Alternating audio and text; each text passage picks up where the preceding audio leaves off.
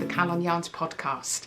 My name is Lynn and I'm coming to you from Cardiff in Wales in the UK on a gloriously sunny weekend, thank goodness, we've waited long enough.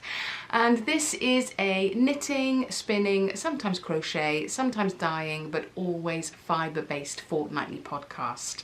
And for the third time running, I am apologising to you for being a week late, but last weekend I went away to Devon with some knitting friends, so I do apologise. I didn't podcast, but I do have some little bits and bobs of footage at the end of this podcast if you are at all interested.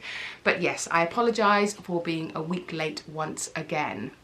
But if you are a new viewer, welcome, and if you are a regular or a returning viewer, as always, lovely to have you back, and I hope you've been well over these past 3 weeks.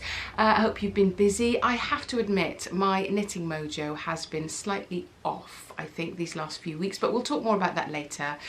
However, I do have some bits and bobs to show you, some projects I'm in the middle of, some acquisitions, some knitting, spinning, and some, I'm not sure what sort of acquisition, some sort of antique acquisition I will come to in a little bit.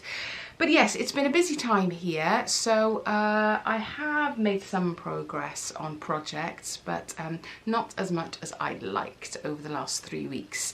But I hope you've been busy. I hope you've managed to get some of your projects ticked away and done. So I will chat through all those projects. And also, when we were away last weekend, we stopped into a marvellous yarn shop on the way, which I do have some footage of, and I will show you a little bit later when we go into acquisitions, because I did make some cheeky purchases as well. But yes, it was the AlterKNIT Universe shop, and a gorgeous, gorgeous fibre and yarn shop. And I don't know about you, but we are all starved here in the UK of popping into fibre shops properly and having a swoosh of yarn. Fibre festivals have been limited, shops haven't really been open that long, so it was wonderful to see some colours, see and feel some fibres, which was brilliant. But I'll come to that a little bit later on. So yes, in terms of projects, well, as I showed you at the beginning, I think I talked about these last time. Honestly, I have no idea where I am in terms of projects and what I've told you and what I haven't. But yes, these are some opal, were going to be socks. However, I did decide halfway through that I might venture into some leg warmers. I've been talking about leg warmers for ages.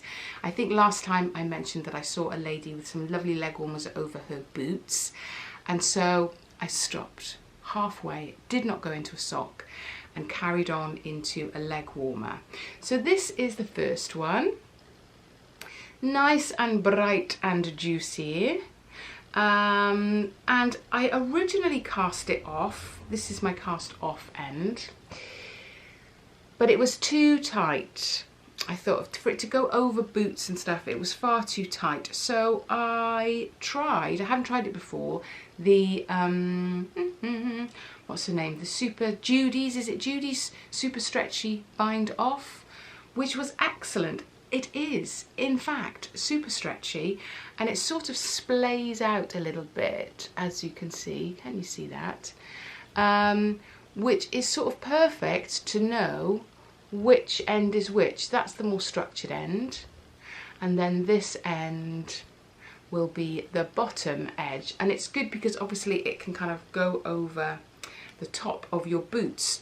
So very happy. 62 stitches,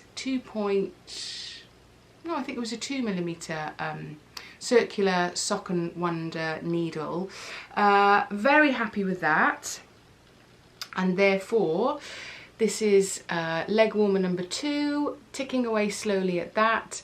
And as always, these are such transportable projects, aren't they? So yeah, and at the moment it's good to have something that you can take with you, because when the weather is better, I don't know about you, but we are out more, so therefore having the rucksack socks is always a good way to go. So yes, how far am I? I'd say about, yeah, just over halfway maybe. Not too far to go. So yep, that one is probably the one I think I've made the most progress since last time, to be honest. So that is all in there. Let me just pop it back in the bag. And then what else? Let me see, I can't even remember which bag is which. So I think this is, yeah, this is my Fibertail shawl.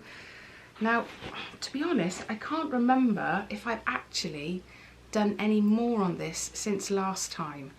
If I haven't, I apologise for going over old territory, but this is the Snefald Shawl, Fibre in the Air, from Fibertails, and this is done in my hand spun fibres, a selection of Jacob and Norwegian yarn, and some merino silk, which is that bright orange in the middle. So I have finished the fleece stitch on this section. I think I've got about 3 rounds to do before I hit the next chart, and it is, if you're new here, it is a shawl that is knit in the round, and then you steek, where is it?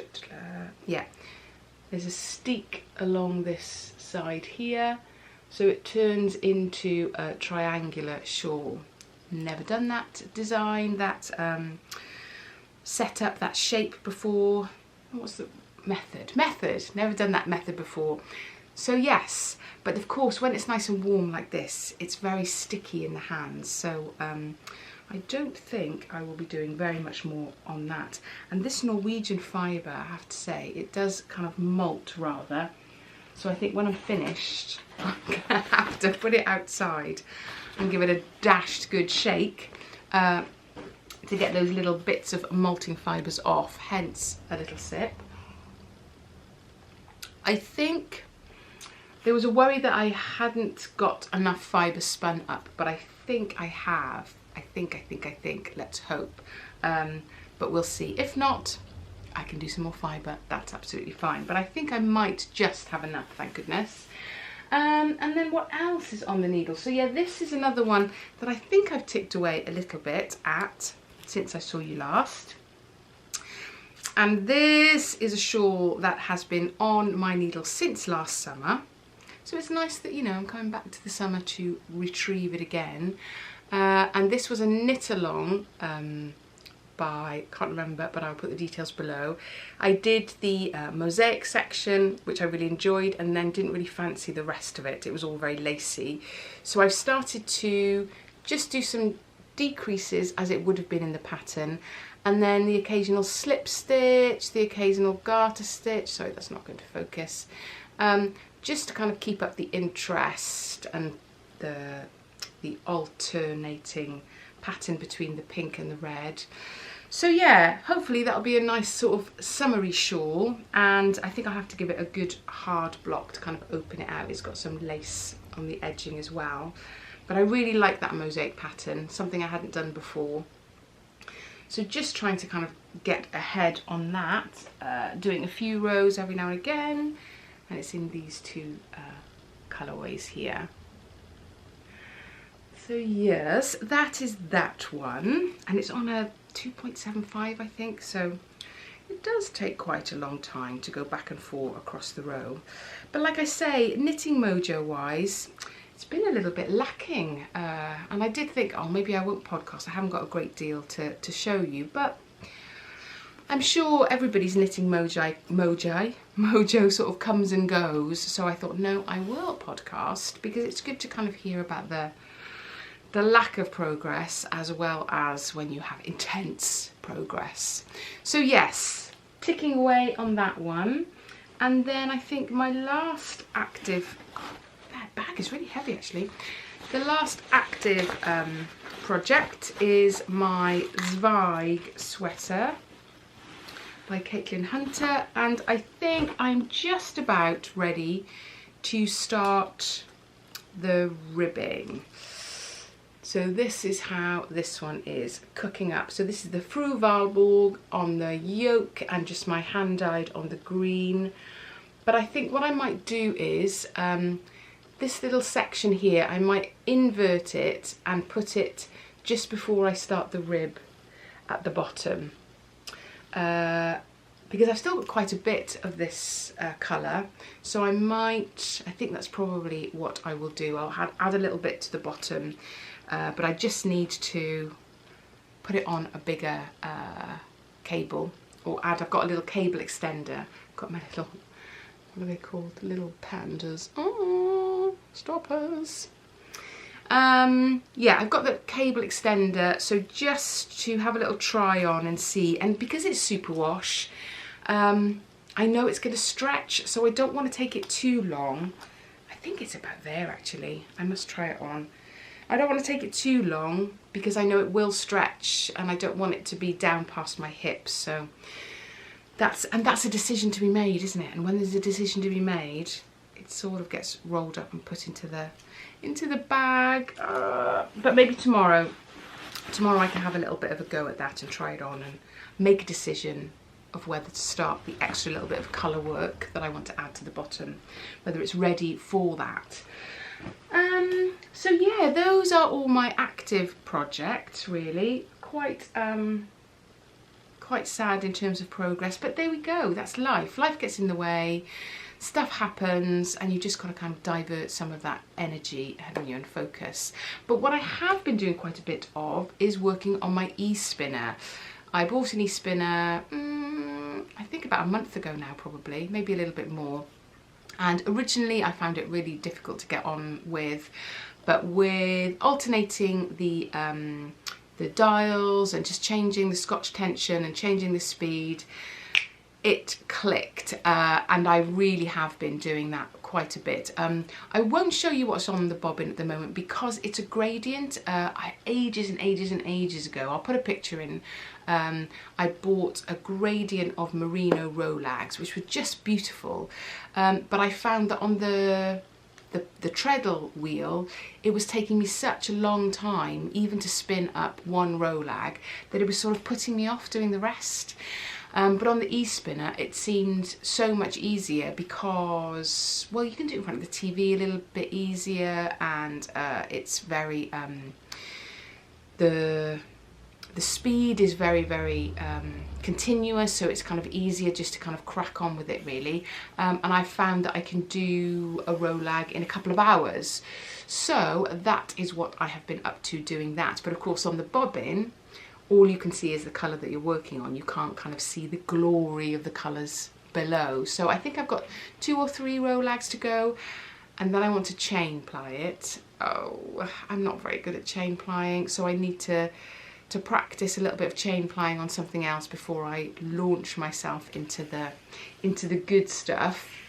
So I need to do that and then chain ply it so that the colours are still together, and there'll only be a little bit of blending between the 2 colours as the colours overlap. So that's why I want to do it as a chain ply, so it essentially becomes a striped skein of yarn. So over the next few weeks, that is what I'm hoping to achieve. And now I've said it, I might have to hold myself to it, and hopefully things don't go crazy again. Although we do have some news that might affect that a little bit more. But I'll speak about that at the end. Anyway, digress. Yes, have been doing quite a lot of spinning on the Espinner, doing this gradient. Can't really show you now because it doesn't really look like anything fabulous. So I'll put a little picture in of the colours and take it from there really.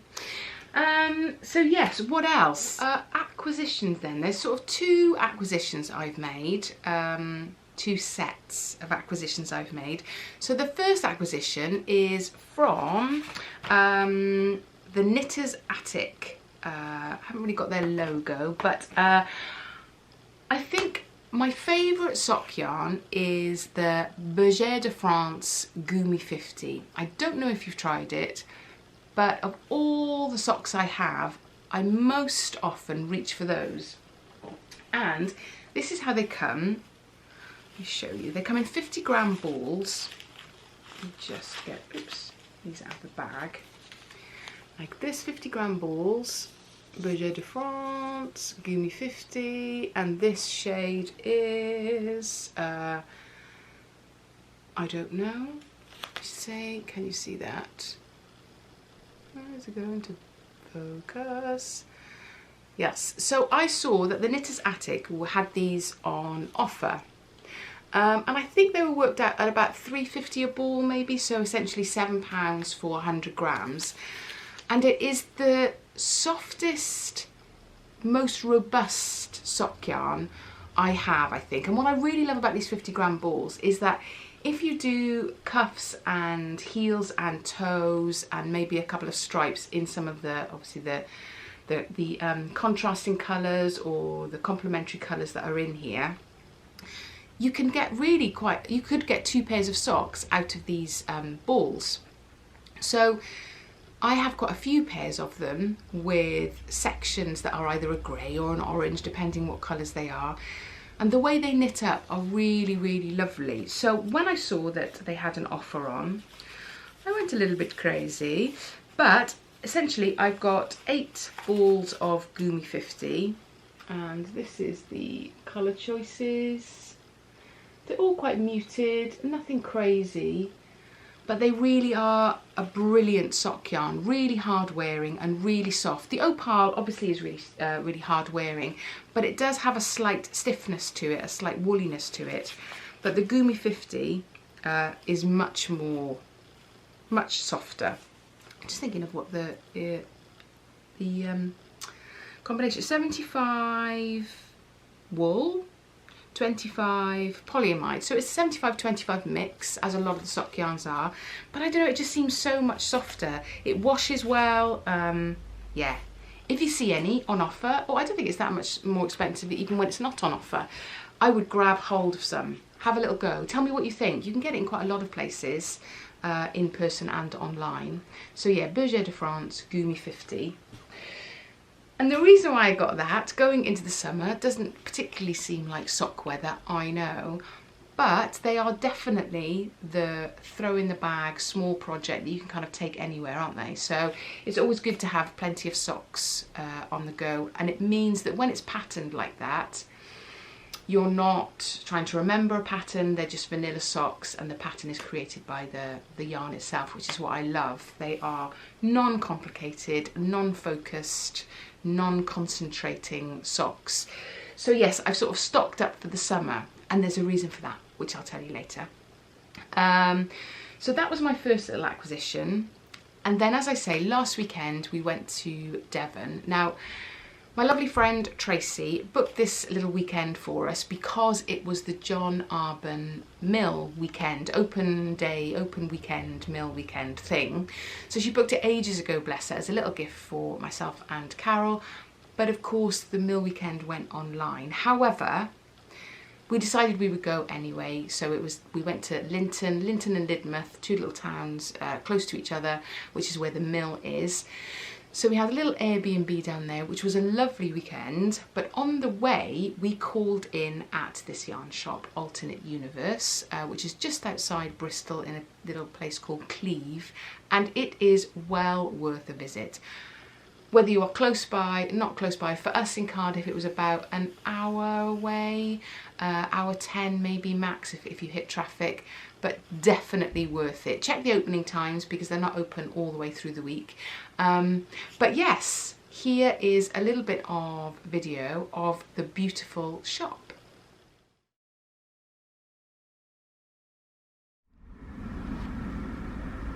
Right. Shall I put in something in a map? No, I'm talking to them. Make sure you edit that bit. So, I think I'm a bit red. It's really warm. We've just been to the lovely AlterKNIT. Don't shut the door. The AlterKNIT Universe yarn store, which is it in Cleve or just outside Cleve? I think we're in Cleve. I have no idea where. Oh look, there's a lady arguing on the phone. Oh, it's okay. It's just an argument. And it's amazing. I will show you. I will edit together what we've shot and show you, but it is the best shop, isn't it? Just nice to be in a yarn shop. Haven't been in one for ages. Do you feel calm now? No. Not at all calm. Why not? Well, because I want to open it and start knitting and then...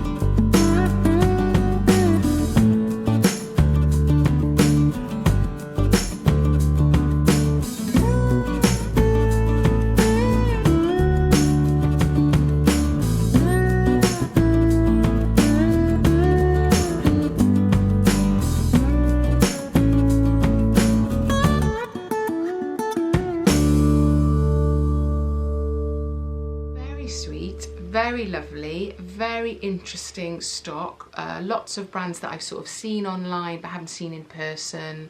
Plant dyed stuff, unusual fibres. Mainstream wise, I think they only really had West Yorkshire Spinners as a well-known commercial brand. But it was just lovely to see some fibre as well as some natural dyed yarns as well as little indie hand dyers. Oh, it's a really, really gorgeous shop. So do pop along if you're in the area. It's definitely worth a visit even if you have to travel. And there's a little kind of town a little bit further on that had a nice little bakery and we had a coffee. So definitely worth a visit. Anyway, I beg your pardon, what did you buy?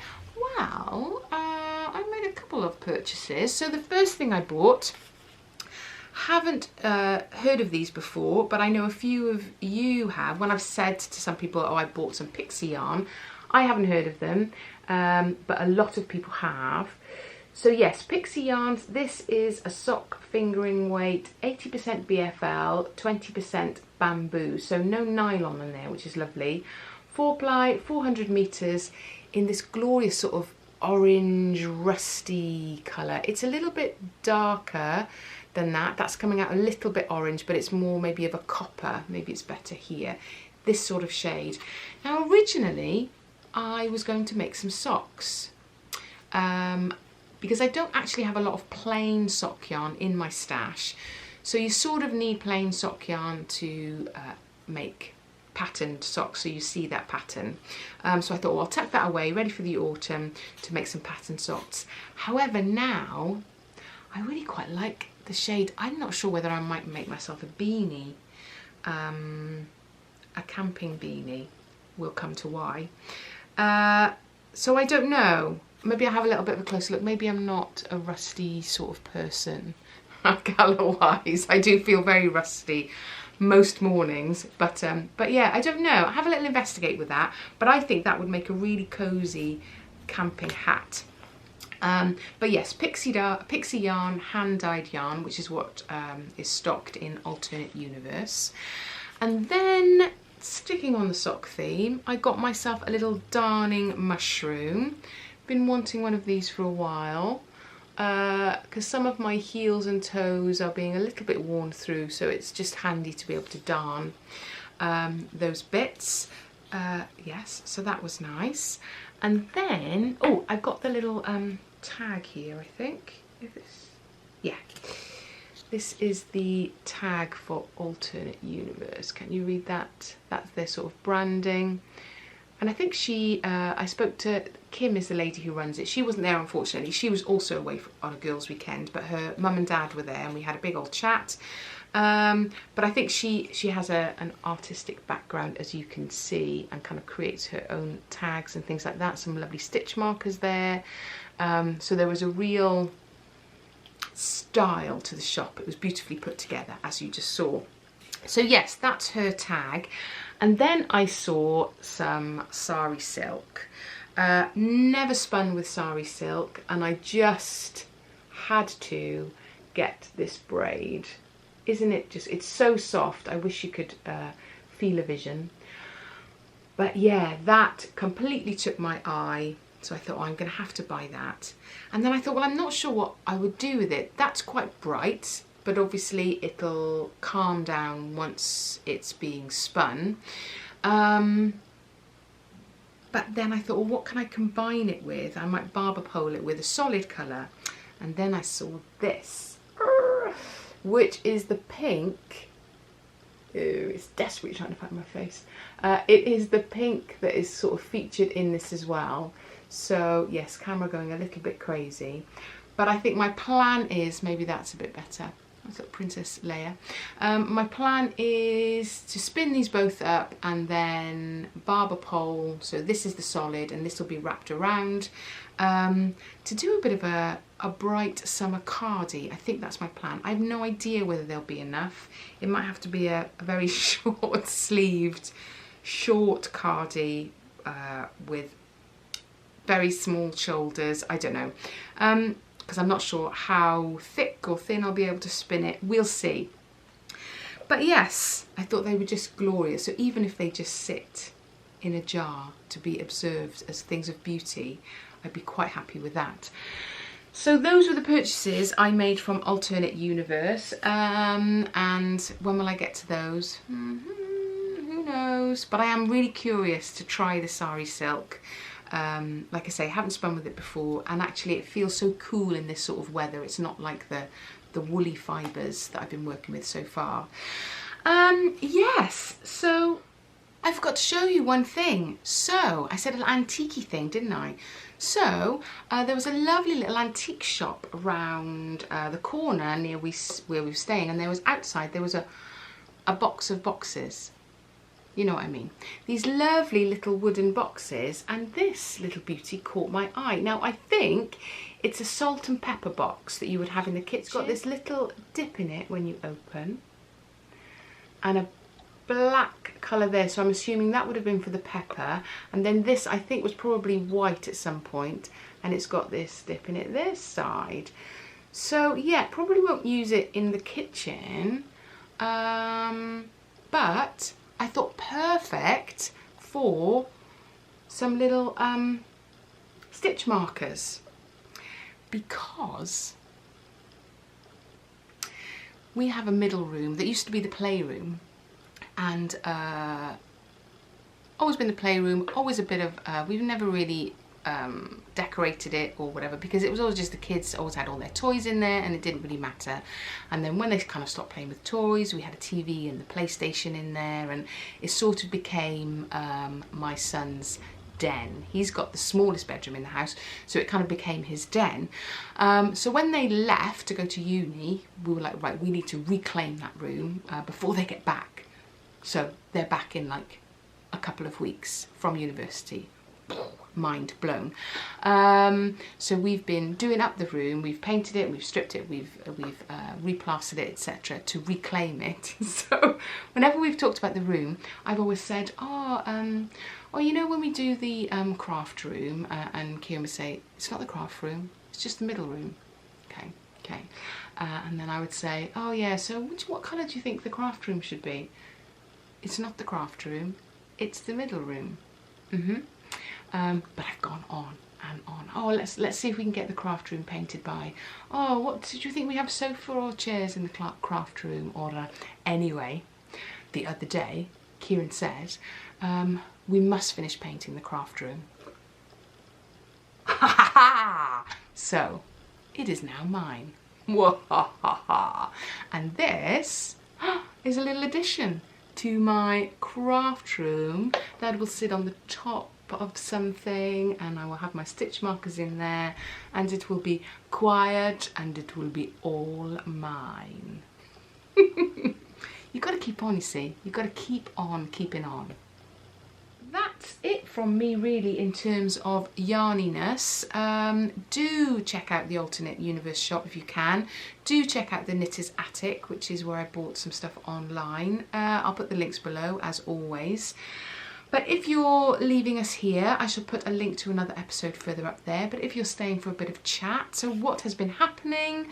Well, as I say, we went to Devon for the weekend. I have some pictures, which I'll put at the end, but we were just so chill. I didn't really film a great deal, to be honest, but it was such a nice thing to do. It was only a couple of days, but it made all the difference to a very hectic, busy work time at the moment. End of term, as I said last time, marking, getting results in so that we can go to exam board, so those results can be stamped and the students can kind of have their final year marks, etc. So yeah, that's all done now. We have a few of those exam boards, but all the marking is done. The marks are in the system. So it's a big off the shoulders. Yes, so that's done. But then last weekend, when we were coming back from Devon, my husband and I, we have always had camper vans. When the kids were small, we always had camper vans. Had some amazing family holidays in them. West Wales, in Cornwall, in Europe, bits and bobs like that. And then the kids sort of got too big for the camper vans. And then we thought about getting a bigger motorhome, but where we go down west and in Cornwall, the roads are so small, it just kind of starts to limit where you can go. So, and teenagers don't want to come on holiday with their parents very much anyway. So we did get another motorhome, but we always said once the kids sort of leave home, once it's just the two of us again, we would get another one. So we've been talking about it and talking about it and talking about it. The kids are now, they've been to university, they've done that. They're on their way back now. Yeah, like literally in a couple of weeks, my son will be home. In a couple of months, my daughter will be back. Like, where's that time gone? I don't know if any of you have kids that have gone to university, or if they're about to go to university.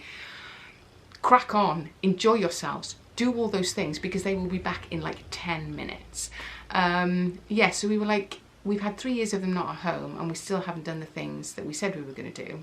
I know COVID has had a massive impact on that, but anyway, I digress. So we popped in, Carol and I and Tracy, to a camper van showroom on the way back, and just found the one, the van. Been looking for ages, but it was in really good nick. It's 20 years old. It's sort of battered and beaten, but inside it's really clean and tidy, and obviously has been very, very well loved. So quite rightly, Carol and Tracy were like, you just got to do it. You've been going on about it for ages, just do it. So I did. I phoned Kieran and said, I found this camper van, can you come down and see it? No, I can't get out of work, can't come. So they wouldn't really hold it, so I just bought it anyway. Like, I didn't buy it anyway, I put a deposit on it anyway, and then Kieran and I went to see it the next day, and luckily he was happy with it. So yes, so hence the camping project, throwing things into a small bag project, because hopefully we'll be picking it up in another 2-3 weeks and be able to go on some little weekends away and things like that. Not that we can go far, not that we have a great deal of time off work, but it'll just be lovely to be able to have those occasional weekends or nights away in the week where you just kind of park up. I think that's what we loved about having the camper van last time, was the fact that you can just park up somewhere beautiful, make a bit of pasta, make a bit of coffee, and just sit in a glorious place, watch the sun go down at the end of a day. So that's what we used to love doing previously, and hopefully we'll get back to doing that now. But we're not empty nesters, because we did have an empty nest and now they're coming back. No! So yeah, I think we will need the camper van to be able to have some space. It's going to be really weird having a full house again. But we've been saving up to do it for ages, and in fact the fact that the kids haven't been here has meant that we have been able to save, because we haven't had to buy so much food, we haven't had to buy so much fuel in terms of heating and water, etc, etc. So we've tipped that money away so that now we had the money to buy the camper van, and now they're back. So yes, that seems to have gone so fast. But yes, so that'll be the next little excitement, the next little phase of doing some trips out in that once we go and pick her up. Yes, so that's what's been happening in my world really. What else? Nothing. Working, going away for the weekend, buying the camper van. And yeah, this weekend my son is coming home this afternoon just for the evening with his girlfriend. So we're going to go out with some food. That's it. It's the simple things at the moment, isn't it? Anyway, like I say, apologies for being a week late. I hope you guys are keeping well. I will put in some Devon pics at the end of this, and I will catch up with you all in a couple of weeks, hopefully having made a bit more progress than this time. So thank you so much for joining me. I will catch up with you soon. Diolch pawb, hwyl fawr, bye.